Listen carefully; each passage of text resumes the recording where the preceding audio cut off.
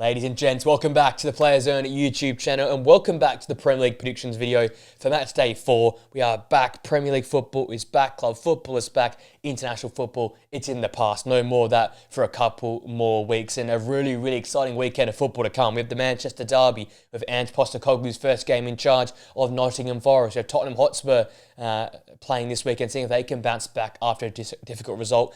And we have Brighton and Bournemouth, the South Coast clash on this weekend as well. So a lot of exciting football to come. Cannot wait to break it down. Looking back to last week, struggled a lot. Only 3 of our prediction points gained, taking our total to 17 after 3 match weeks. Needing a bounce back week here for my predictions because that was probably one of the lowest I've had in a very long time. So keen to get back on track and keen for Premier League football to be back as well. With that being said, let's get straight into the predictions for match day 4.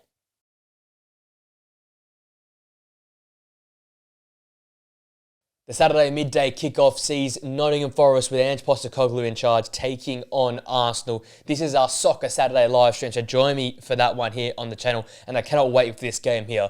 Arsenal off the back of a disappointing, underwhelming performance at Anfield where they lost 1-0 to a Dominic Szoboszlai screamer. That just showed once again their frailty and their fear to go and play attacking football against some of the big boys. And Nottingham Forest with Ange Postecoglou in charge will come here to the Emirates and try and take the game to Arsenal. So I'm looking to that front line, in particular Eberechi Eze, who I expect to start. Can he take this game on? Can he breathe life and excitement to the Arsenal side in the final third? They need to be more aggressive than Nottingham Forest in this game here. Look to try and exploit how high the Nottingham Forest line will be with Ange Postecoglou in charge. For them, it's about a quick start. It's about playing consistent attacking football, and eventually the goals will show versus this Nottingham Forest side.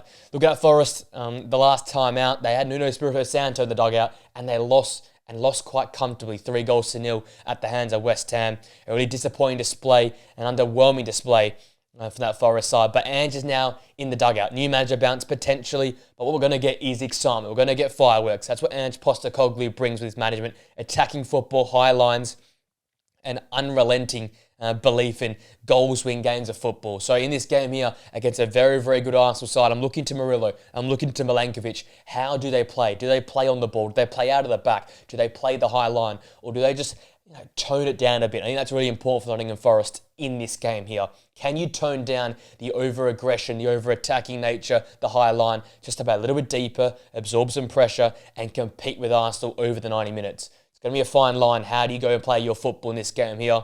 I think Arsenal, though, despite Ange's new manager bounce at Nottingham Forest and the danger they've got with Dan Ndoye, Chris Wood and Morgan Gibbs-White in the final third, will show their quality. They go back to winning ways. I've gone with a dominant Arsenal 3-0 win here. Once the first goes in, the floodgates will open for me.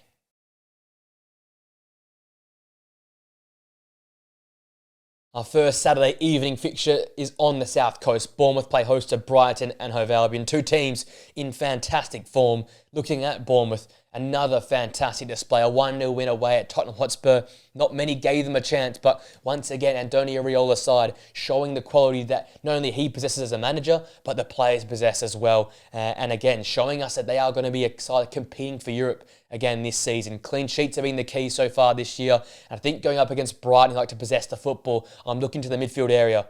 Tyler Adams alongside Alex Scott have done very well so far against sides like Tottenham and sides like Liverpool. Can they do it once again here at home versus Brighton? Because that's the battle they've lost in recent years, and that's why they've lost back-to-back games versus the Seagulls. I think it's really important that Bournemouth possess the football when they have the opportunity, but also try and get at Brighton with a counter-press. They utilise that really well at Anfield, really well versus Wolves. And I think that's something that really shone versus Tottenham Hotspur. The ability to sit in at times, but then spring that counter-press and get at the opposition and then get at them in transition. So keep an eye out for that style of football being key for Iraola, getting the better of Fabian Hürzeler. Looking at Brighton, another fabulous display versus a big side. A 2-1 win in a great second half versus Manchester City. I think for me, Yankuba Mensah alongside Garuda as those two sort of dynamic attacking players were the key come the second half. They looked more engaged, more involved. They added a pizzazz and energy in the final third that Brighton just haven't had for a lot of times throughout last season, at the start of this season as well. If they had that same energy and intensity in the final third, even Bournemouth will struggle to keep them quiet. So look to those two to be the catalyst for Brighton in the final third and make things tick for them in that area of the park. I think for Brighton, it's important they win the battles in the wide spaces as well. We know how good Bournemouth are, especially going forward in the wide space. If they can halve those battles or win those battles, it goes a long way for the Seagulls getting all 3 points here. Look, they have had the better of Andoni Iraola's side in recent times, but I think this time around, Iraola gets out on top. I've gone with a tight 2-1 win here for Bournemouth to get them 3 wins in a row.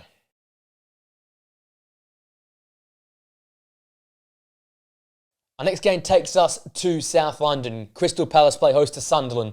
And we're looking at Crystal Palace first. What a great start of the season they have made once again. 3-0 win away at Villa Park. It's now 6 games unbeaten for the Eagles. And they come to this game here with a lot of confidence, but a tough game nonetheless versus Sunderland. A team that's played very well defensively. So I'm looking to the likes of Daichi Kamada, and I think Yeremy Pino gets a start in this game here for me. Those two in behind Jean-Philippe Mateta have a massive job to create, open up passages for Mateta and others around them to go and score goals, because Sunderland will go there with the belief they can keep a clean sheet and maybe able to nick a goal in transition. Two teams that love to play on the break, but I think it has to be Crystal Palace take the onus to possess the football playing at home. So those two there in behind the striker are going to prove to be very, very important in this game here for me. The overlapping runs, the speed in transition could also be an avenue for Crystal Palace, but I think Sunderland will go into this game expecting that and trying to prevent that as much as possible. Looking at the Black Cats, they got a very, very dramatic late win, 2-1 versus Brentford last time out. They rode their luck, but they got the result once again. And look, home form is the most important for them this season, but if they go away from home to places like Selhurst Park and keep it compact defensively, there's no reason why they can't pick up a point or maybe all 3 points. And I think Granit Xhaka holds the key for me, the most experienced header, Premier League experienced player as well, that can go to a place like Selhurst Park and absorb that intensity, absorb that pressure, and most importantly, keep Adam Wharton and Will Hughes quiet. I often talk about them being one of the most underrated midfield combinations in world football, and they truly are. They dictate the way the game is played, home and away. They own that centre of the park, and if Granit Xhaka can be that disruptor, be that physical presence and put them off their game, that goes a long way for Sunderland having a real foothold in this game to go and compete toe-to-toe with the Eagles. So he'll be very, very important in this game here. Sunderland's about sitting in deep, absorbing pressure, and then looking to hit on the break. I think it's going to be back and forth, but I think Palace at home, with their great run of form, continue that in this game here. I've gone with a Crystal Palace 2-1 win here at home, just getting over the top of Sunderland.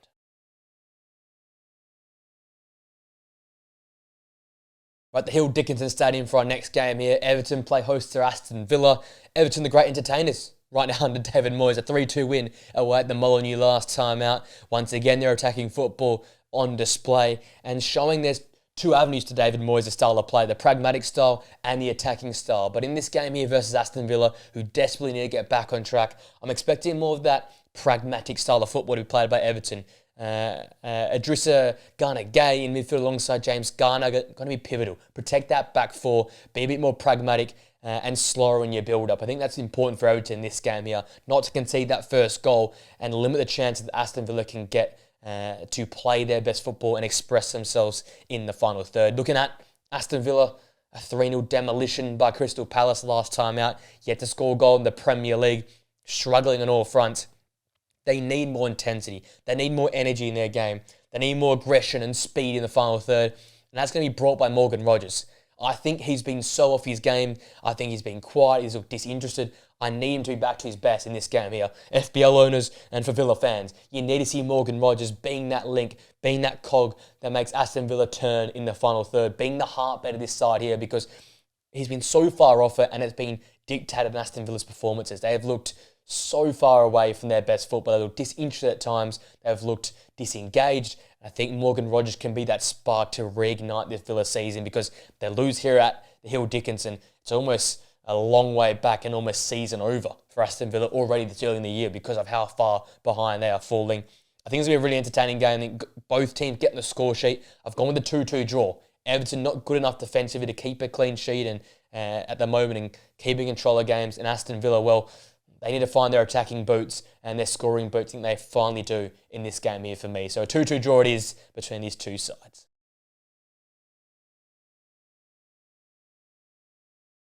We're off to Craven Cottage, Fulham and Leeds up next.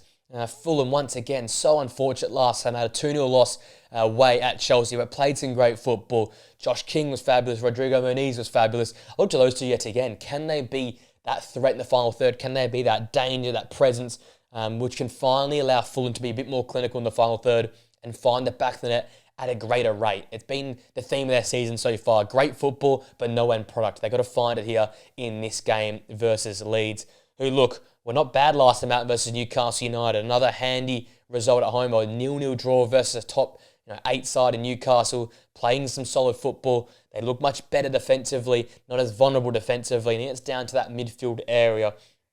In this game here, Longstaff, Anton Stack, I look to those two, physical, energetic, nasty type figures to try and take it to Sasa Lukic, try and take it to Sander Berge, who are very physical, very strong, and often out boss teams in midfield with their aggression, with their physicality in midfield. So that midfield battle could hold the key for Leeds. If they win that midfield battle, the ball's in their possession, they can go and make things happen in the final third. So it's down to Sean Longstaff and down to Anton Stack to see if they can make that happen.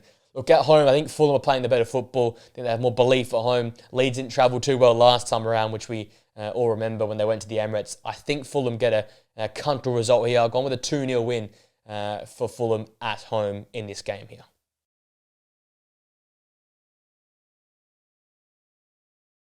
Newcastle play host to Wolves, and both these teams are two teams desperate to get all 3 points.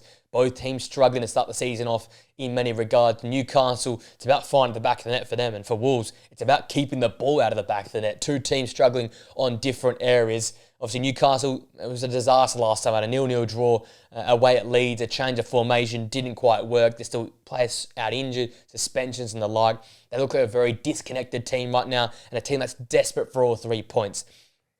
And I know Voltamada's a new signing, but you have to get him in from the start here because that front three is so important for me in this game here. Elanga, Voltamada, alongside Harvey Barnes. You've got a very, very weak and vulnerable Wolves back 5 or back 3 right now.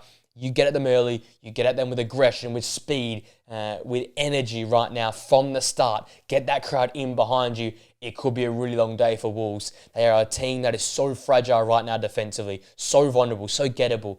But you need to do it from the start. Don't allow them to get a foothold in the game. Don't allow them to get their feet wet and get comfortable at St. James's Park. Foot to the throat from the start for Newcastle United. That means balls whipped into Voltamada. That means Elanga spinning and running in behind. That means Harvey Barnes being direct, getting crossed into the box and committing numbers forward. Put Wolves under the cosh and good things will happen. I think it's so important that Newcastle come with an energy and intensity that Wolves just cannot prevent the ball going into the back of the net.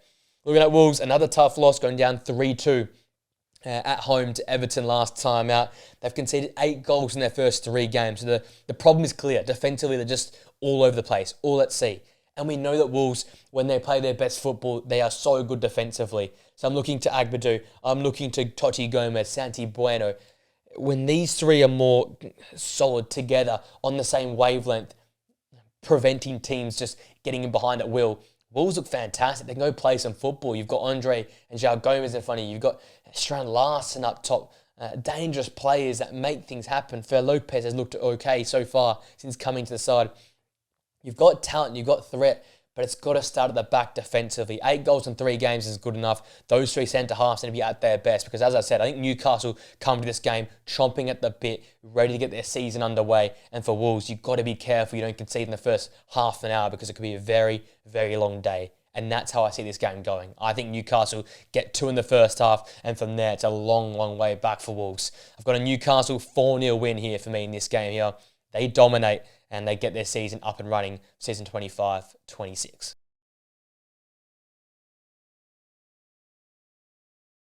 We're off to the London Stadium for a London derby. West Ham play host to Tottenham Hotspur in what could be a very intriguing game. West Ham, for me, so off at this season, but what a result last time out. 3-0 away at Nottingham Forest, played some of their best football, looked much more coherent and together defensively, and it showed. Finally, their attacking players can go and do what they do best. Paqueta on the score sheet, Jared Bowen pivotal, Callum Wilson getting involved in the final third. It just looked like a coherent West Ham performance. Once again, though, it's so important with Spurs' dangerous front line, with their direct front line and their speedy front line. Mavropanos, Kilburn at the heart of that defence are much more solid. like we saw versus Nottingham Forest, deny them chances, starve that front line of opportunities. Just keep them at arm's reach. Keep them away from that goal for as long as you possibly can, because then West Ham start to grow into the game. They grow into confidence. They've gone to a back four, something they can, feel more acclimatised to. If you repeat the performance of Nottingham Forest defensively, that's a great start for West Ham this game here. And I think for West Ham, it's about sitting compact. It's about sitting in deep with numbers behind the ball and then hitting on the break, like they did versus Nottingham Forest, and picking their times to go and attack and being clinical when they have those opportunities to go forward. Looking at Spurs, back down to earth after that 1-0 humbling at the hands of Bournemouth. It could have been 4 or 5. They got outplayed incredibly well by that Bournemouth side, who counter-pressed them really, really well. So West Ham could have an avenue with the counter-press or getting in Spurs' face. But I think they've learned from that situation there. And against this West Ham side that we know is vulnerable defensively, Mohamed Kudus, Brennan Johnson, I look to these two once again to refine that magical touch, which we saw at Manchester City, which we saw versus Burnley in the opening day, and to flex their muscles and really get at this West Ham backline that can be all at sea at times. I think a bright start, an aggressive start in the ball, making things happen, committing numbers up the pitch is the way that Spurs are going to play this football match. Sort of arc back to the Ange days where you're just going to commit numbers forward, play aggressive, play on the front foot, and just keep West Ham penned in, and eventually the pressure will tell. I've got a Spurs dominant display, a classic Thomas Frank type organised display. 2-0 win here away at the London Stadium for me.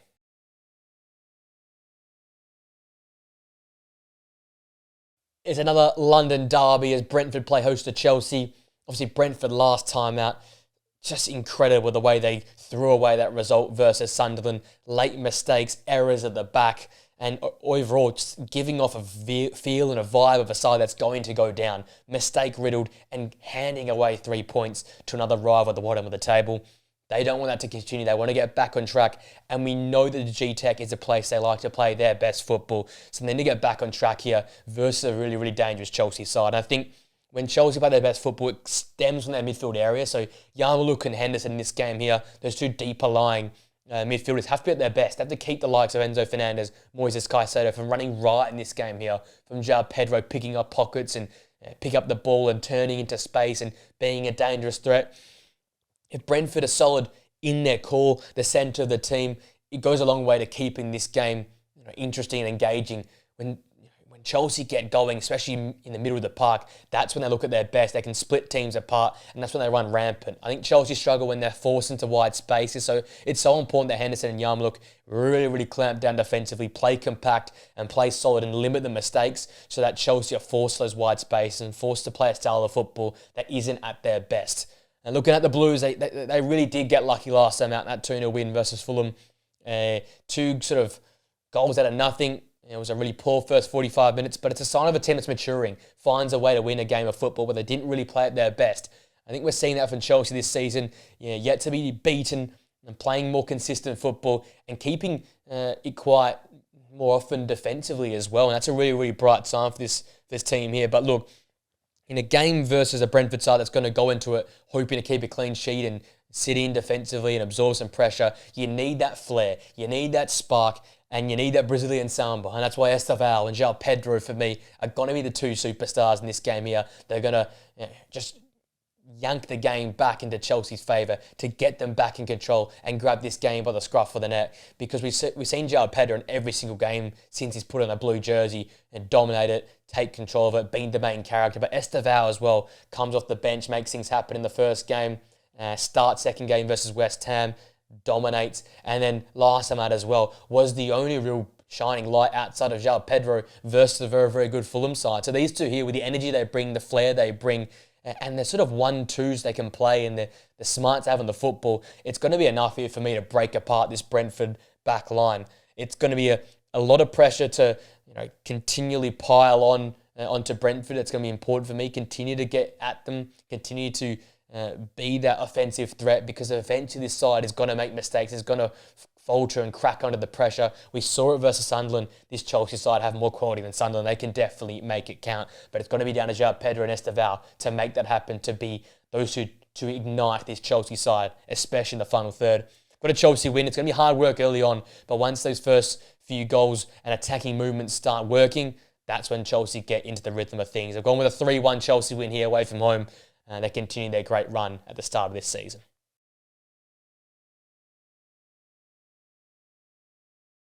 We're off to Lancashire for Burnley and Liverpool on the Sunday afternoon here. This could prove to be another banana skin for Liverpool. Burnley have proved to be quite the formidable opponent this season, and they've already got a win at home this season. These promoted sides seem to do very, very well at home, and they took it to Manchester United at Old Trafford, a 3-2 heartbreaking result late on there due to the Bruno Fernandes penalty.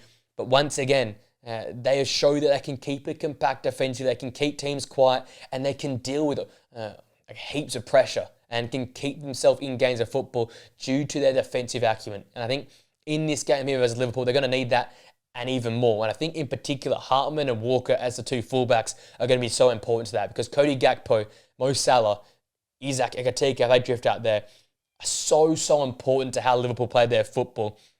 Yes, they like to play in the transition now with all the speed they've got, but it seems this current point in time, teams are so compact and pile numbers in the box to limit space for Liverpool around there, that these wider players, these wingers, become the avenue to goal to open the game up. And you saw what Arsenal did, really compact, really central. It took a moment of brilliance in Dominic Szoboszlai to break that game apart. But every time Liverpool look at their best, it normally comes in wide spaces. So for Burnley, it's so important Hartman and Walker and those two wingers can get back and support this back line, keep Liverpool quiet in wide areas, and then stuff the box with your midfielders, even your centre forward, to drop in there and limit space for Liverpool to operate in and around there. Looking at the Reds, a fantastic result, 1-0 at home versus Arsenal. Far from their best football, but another win nonetheless. Taking this game here versus a low block from Burnley, a defensive side like Burnley, surely it's time for Florian Wirtz to stand up, to make his mark in the Premier League and show the world how good he can be on a big stage like the Premier League. He has shown snippets throughout this season, but I think the link up between him and Ekatike is going to be vital to find that opening goal to break this game open for Liverpool. If he goes on the ball and starts dictating the play, picking up those pockets in and around the box there, Liverpool will find a way to break down Burnley and to find that goal, that all-important goal to get them going in the right direction in this game here. Once that first goes in for Liverpool, you know the floodgates were open, but it's about finding that first goal. I think they do it in the first half, and they went rampant. Gone with Liverpool 4-1 win here in this game for me. Florian Wirtz key to it, and Ekatike once again a shining light.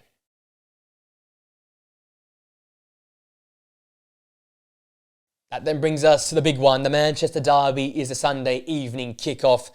And boy, is it two underwhelming sides coming to this game here. Man City off the back of a 2-1 loss away at Brighton last time out. Capitulated come the second half. Once again, struggling defensively. And they face off against the Manchester United side. Only got their first win of the season in a 3-2 comeback versus Burnley. So both teams are far from their best right now. For City, I think it's about refinding that attacking spark, that attacking intensity and that attacking thrill which they had a few seasons ago. Oscar Bobb's been fantastic. I looked at him, and I also looked at Erling Haaland. Coming off a fantastic international break, he has teased us, he has tempted us, especially versus Brighton, with getting chances in and around the box. He's got to finish him. He's got to get on the score sheet early in this game here and put that Manchester United backline under all sorts of pressure. We saw Burnley do it. We've seen Arsenal do it. You put Man United under the cosh with repeated efforts and repeated attacking football for 10 to 15 minutes, they will falter. So Erling Haaland, Oscar Bobb, Jeremy Doku have got to be at it from the start here and going to keep piling on pressure to Manchester United back three. It's so important that they're positive in possession, Man City. No more sideways. Get at it, be more direct, and get aggressive with your ball movement in the final third, because if there's any team to do it against, it's against Manchester United, who can crack and can falter, especially with how attacking that midfield area is. Look at United, as I said, they come off that 3-2 win versus Burnley. It's going to require superhuman efforts from Lenny Euro, Matthias de Ligt, Harry Maguire, Luke Shaw to keep Man City at bay. They have been good this season defensively, but far from great, and especially with the goalkeeper in goal, that's so mistake-riddled, that is so poor from corner kicks. They are going to target that Man City. They are going to be relentless in the final third. They're going to be aggressive. They're going to be hunting. They've lost back-to-back Premier League games. That doesn't often happen for Pep Guardiola. It is almost worst-case scenario for this Manchester United backline. They're going to need all the support they can get from attacking players, getting in behind, creating the ultimate low block here. And you expect United to play with the low block and hit on the break. Like we saw last season at the Etihad where Ahmad got that famous late goal. It's going to be about limiting City's opportunities. It's about having 20, 25%, 30% possession and just hitting on the break for Manchester United and being clinical when you get your chances. United with the most shots, the most chance created in the Premier League, but still finding ways to lose and draw games of football. It's about being smarter, more clinical in the final third, and being more robust defensively. Two teams that are struggling at both ends of the park. I think though City, with the players they've got and the manager they've got, will bounce back here in this game. I think it becomes a demolition derby. I've gone Manchester United to lose quite comfortably. Man City 3, Man United 0. A real humbling for Ruben Amorim and his Reds.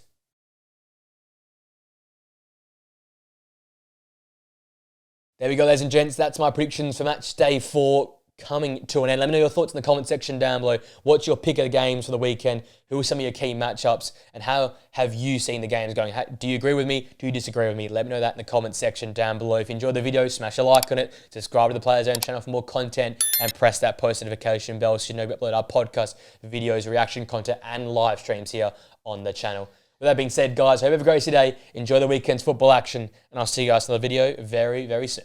Till next time, guys. See you later.